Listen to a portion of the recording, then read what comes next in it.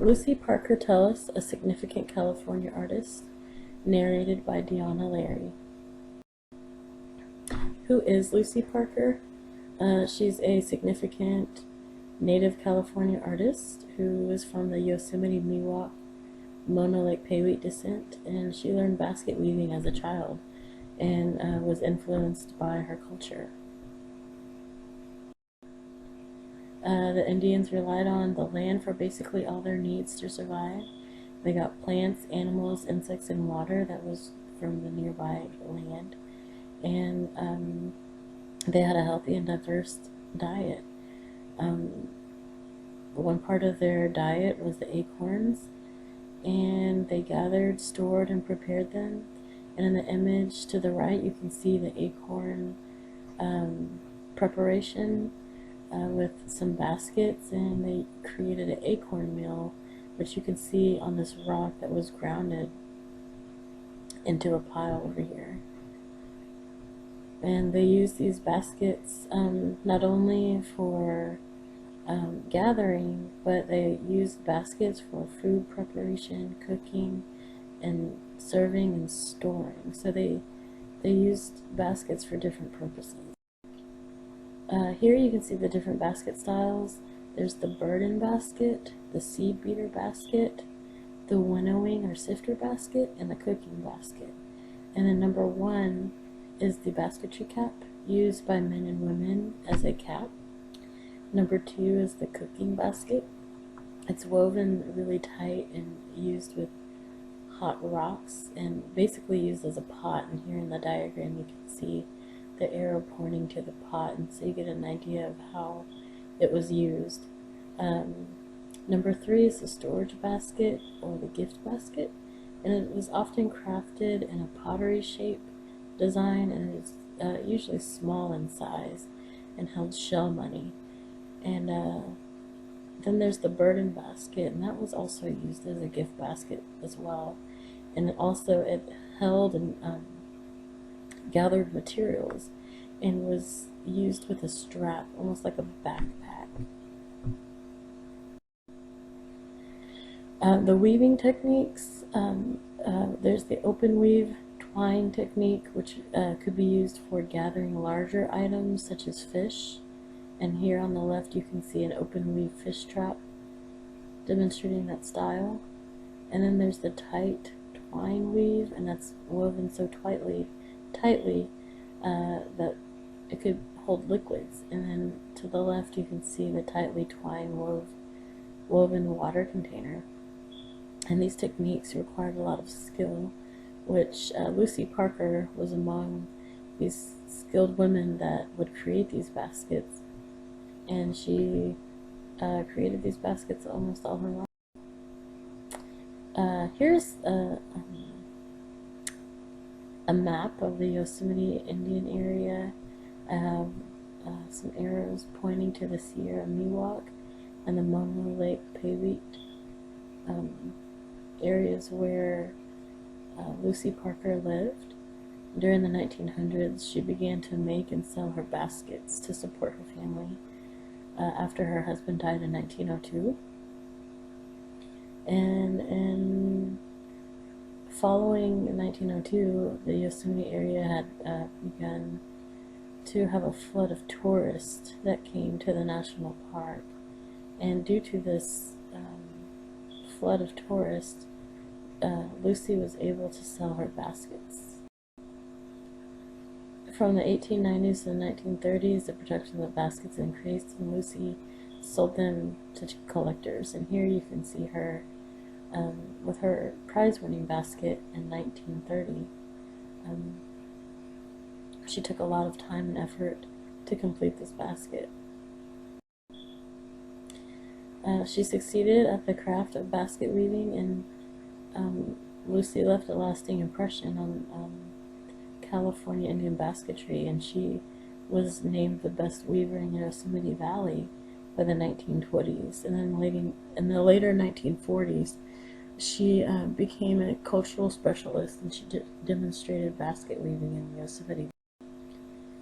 And here, after Lucy's death in 1955 or 1956, Julia Parker, who married Lucy's grandson, she took over the role of the cultural interpreter, and she learned from Lucy, and she continues the traditions of her ancestors. The materials that Lucy used were black bracken fern root and red split redbud twigs to create the two-color design she was known for, and here you can see an example of how she used these two colors in her design. And then there's an example of the coiling technique, and they created a coiling technique and also incorporated bead styles eventually, and had organized in a symmetric pattern, and all these elements together created a unified design pattern. Here's another image of her prize-winning basket. It took her 4 years to complete. It was 36 inches in diameter, and she uses a zigzag triangular pattern followed by repeating shapes and using the red and black color choices that she is famous for. And then we have some examples of some of her earlier work in 1912.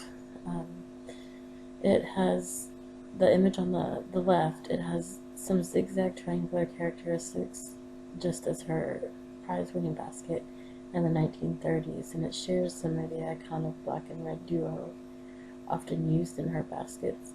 And then the image on the right has more of a pictorial design and uses more of the surface to unify its design and shape. The above image, we can see Lucy with her collection of baskets, and then I have some that are framed off, and the smaller basket that's framed, it uses a very geometric design with contrasting smaller shapes, and that are put together in a larger diamond shape that take up the surface of the basket. And then to the right, we can see baskets that are used with the two-color design, but they use more of the surface to unify the basket, and then use smaller shapes that incorporate in the design. Julia Parker, her work has been shown at the Autry National Center in California, the Yosemite National Park, Indian Museum, the Oakland Museum of California, and the California Museum in Sacramento. And they've won several awards. Of these baskets, they have geometric design which feel they could have been inspired from the natural surroundings of her area, the Yosemite Valley. They consist of a triangular and pointed shapes that are reminiscent of mountain forms around her. She worked in all sizes, creating one of the largest storing baskets in the Yosemite Valley, winning an award in 1933. And not only did she sell baskets, she eventually educated others about her culture and the art of basket weaving, including her granddaughter-in-law, Julia Parker.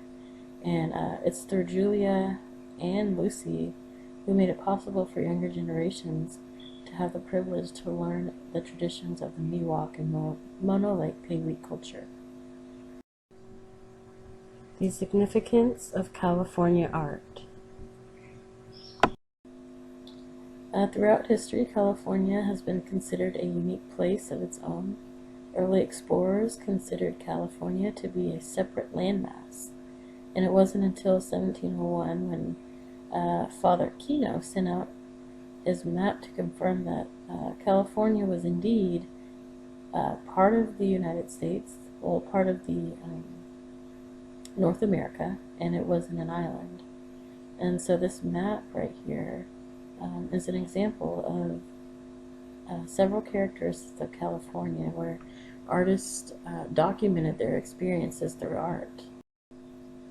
In this image of Cypress Point by William Keith, in 1892, he captures the beautiful hazy atmosphere with the teal waters crashing against the jagged land masses of Monterey Peninsula in California, And a lot of artists migrated to California for its diverse topography and often used these sites like this to create art colonies.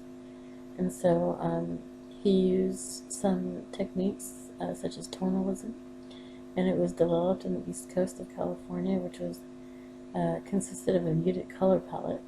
And locations like this were popular for plein air paintings, and also the Yosemite Valley was popular for plein air paintings as well. Diversity in California. California art produced diversity in population and innovation. During the California Gold Rush, many people from all over the world came to the state in hopes to find gold. In Starkweather's daguerreotype, we can see an example of the diversity that California offered. We see an African American miner working along some other men here, and we can just see how everyone had an equal chance at wealth.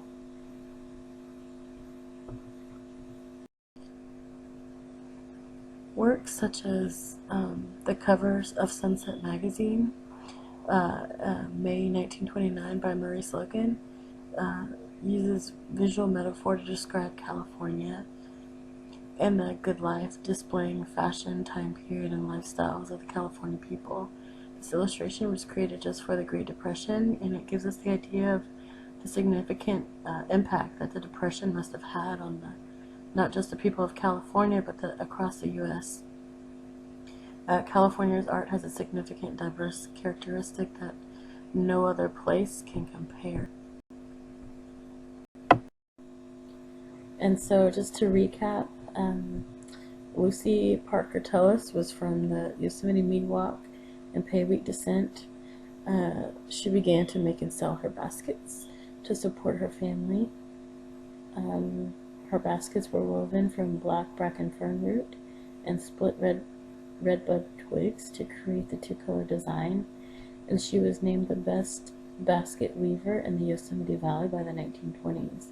Many of her baskets had geometric designs which feel as if she could have been inspired from the natural surroundings around the Yosemite Valley.